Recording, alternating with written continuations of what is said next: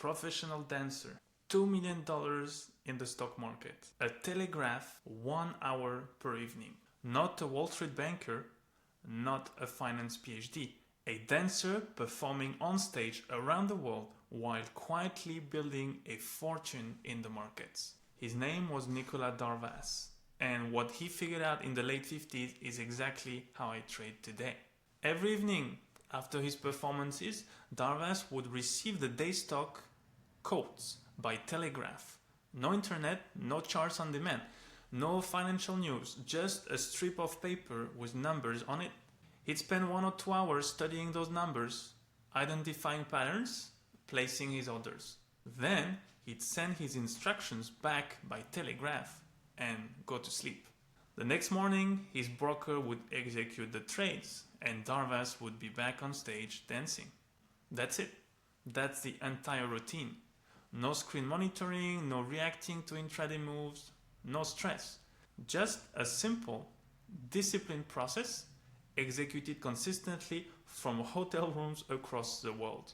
And then something interesting happened. His results became so extraordinary that he decided to go all in. He quit dancing, he moved to Wall Street. He surrounded himself with brokers, analysts, financial newspapers, tips, and rumors. So he had more information, more access, more time. And he lost almost everything.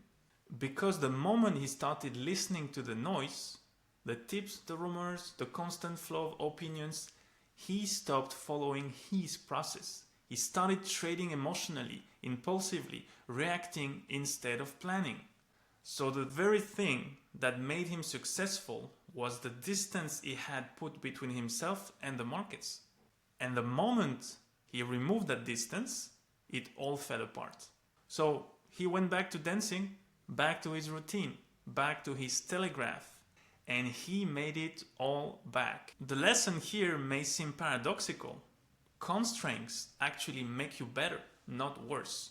When Darvas only had 1 hour per evening and a telegraph, he was forced to be selective, to only act on the clearest, highest quality setups, to be patient and to trust his process. That's exactly what weekly timeframes do for me today. I review markets when they're closed. I place resting orders, I check in each morning, and then I get on with my day. 10 to 30 minutes, and that's my telegraph. And what's remarkable is that we now have tools that Darvas couldn't have imagined. Screeners that can scan 15,000 stocks in seconds, real-time charts, instant order execution. And yet, most traders use all of that to do the opposite of what Darvas did. More screen time, more reaction, more noise. Darvas had a telegraph and made $2 million back in the 50s. You have everything he had, and more. The only question is whether you're willing to use it the same way he did. With discipline, with patience, and with a simple routine, you execute every single day, regardless of what the market is doing. If you want to see exactly how I structure my own routine, what I look for, how I screen, and how I manage trades, well, I actually put together a free guide. It's called the Swing Trader's Playbook.